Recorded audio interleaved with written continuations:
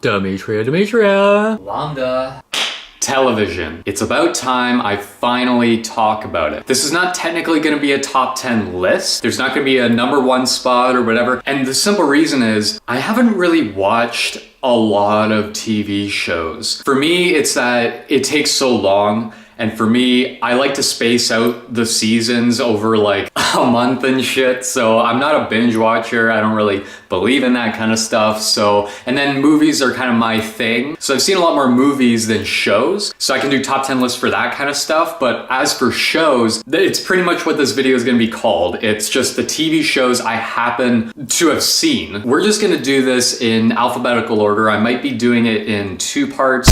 I'm not too sure, but we're gonna see how long I go about it. So let's just get started with the A's. Let's go. Okay, we're gonna talk about one of the worst I've happened to have seen. I've only seen 1 episode of it, and that was enough for me. It's called Aeon Flux. I'm sure you've heard of it. There's supposed to be a movie adaptation that is supposed to be really bad, but that movie might be Metropolis compared to the pilot I just saw. The animation is just vile to look at. Costume design on the main character, I mean, even like a dominatrix would say, okay, I'm above that. That's a little too silly. My slaves would laugh at me, okay? Characters, I don't even know what their deal is. The editing is just so nonsensical. This world is just a jumbled mess of colors and technicals, and I have no idea what the fuck is going on. I was trying my hardest to even care what was even happening, and I'm just like, what the fuck am I watching? This is so horrendously bad. Yeah, trying to understand like the politics of this world, trying to understand and get behind the main character, I was just like, oh my god, like this is like a marvel of the freaking thing. I'm just like, oh my god. Got through the first episode. That's enough for me. Just enough. Next, we get to something that I really enjoyed. I saw Attack on Titan. I have not seen season 3 and I really want to. But let's just talk about this show and sort of the things I would agree with, things I would disagree with. Both of the intros of both seasons are kind of strange. A lot of it is like, ooh, we have the dramatic poses and blah, blah, blah. And the whole thing where those animals are like running and they're like supposed to be the human titans, and I'm just like, what is happening? It's like a bear and like a panda. I'm like, what? This is the type of animated series, as in this case, an anime, that I really like seeing. I really get behind the super graphic, super viciously violent sort of style. This does not disappoint. In fact, it may not disappoint a little too much. One of the issues I have with this show is that there is so much violence happening. It's like 12 Years a Slave, the anime. It's just every single scene, relentless. It's just depressing and it's so violent and it's just the worst of human pain and misery. It never lets up. And it gets me sort of like, I'm just getting tired. I'm like, it's like an endurance, you know what I mean? And the things that the characters have to monologue about. If you think the Walking Dead characters are annoying when they have to monologue about just philosophy and survival, just try getting through one of these episodes where a lot of these characters constantly think and think and think about their inner conflict and what they're going through and trying to get through this awful situation, summoning up the courage for it. There's a time and place for it. I don't think it's in every single scene, and to show that misery, it's not for every single minute. But besides that, the characters are top-notch. I mean, the action scenes when they're flying around, it's a true testament to what, you know, animation and anime could really accomplish and what it can really make you experience. This is gonna be a little bit of a spoiler, so just skip ahead. When Eren turns into the Titan, I always get excited. I'm like, oh, this is gonna be amazing. So that, whenever he has to fight another Titan and when he's just going at it, it is so much fun. It is like better than a lot of the Godzilla movies. I'm just like, wow. Now, there is this one character that it becomes a little bit more prominent in season 2. I hate doing this. I forget the name of the character. It's one of the female characters. She is this cynical, this misanthrope. To get a character like this is so rare. Someone who is unbelievably complex. But then when the finale of the second season sort of happens, it's like they reveal a little too much. They made it that the character was really wanting this, and that's not what they were supposed to do. Oh, this could have been, honestly, one of the great characters of all time. It just became a character that's really good. Probably the most complex one in the show. But then in that reveal, I'm not too sure. I'm like, but maybe in season 3, they'll do a little bit more with that character. And I'm really curious as to how the Titans are going to be defeated. I'm curious as to how many more people are going to be lost. And I wonder what's going to happen with these humanoid Titans, the people who can turn into Titans. So that is going to be quite the treat. So a lot of great stuff in this show. Just it can be in a bit of endurance to get through.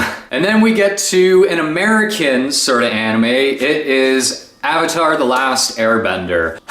It's, again, with Attack on Titan, it's like, there's a lot of stuff where I'm like, oh, I totally agree. Like, this is some fantastic stuff right here. But the thing is that I like to separate shows by season, because when a season ends, I like to take some time off and sort of, you know, let the passage of time feel the weight of the finale. So first season, I didn't really know what the whole buzz was about. I thought every episode was kind of formulaic. The characters weren't that charismatic. No one was really that funny. And I didn't think the deep, like, serious scenes really hit at all. Like when Katara has to stand up against that sexist teacher, I'm just like, really? Like, we're resorting to that sort of thing. Second season really picks right up because you have a far better villain, I think. It's like, I get it that Zuko was supposed to be the, you know, younger, sort of aspiring villain, but he's not very intimidating. He's not that interesting in the first season. So when you have Azula trying to track these people down, it gets a lot more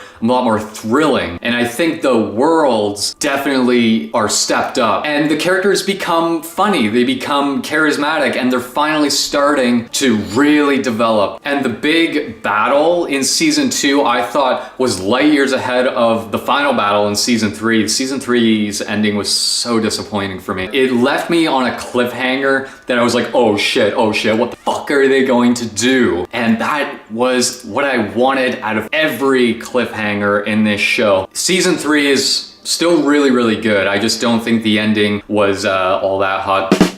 I loved seeing certain characters switch sort of sides and sort of have different motivations, and they're kind of separating, going in different locations. It's a really good show. There's not a whole lot that I want to complain about, but I think going from season 1 to 2 and then most of season 3, it's like such a difference in the quality. So that's a really good show. Next, one of the first serious shows I really finished, and it is Batman the Animated Series. That's right, the 90s one. Mark Hamill, Kevin Conroy, those guys. I don't think there's been a better Joker. And as for Batman, it's my favorite Batman. That voice, this character, I'm just like, it's so inspiring. As a writer, it really makes you look at characters totally different. These characters, every person is not just that character, and they're voiced so phenomenally. Every character feels like they're voiced by a real person, not by a cartoon character. And these villains, they're not just wacky and have evil plans. It's like, no, they are literally insane. Every single one of them, like the Scarecrow, the Riddler, by God, the Joker, Harley Quinn.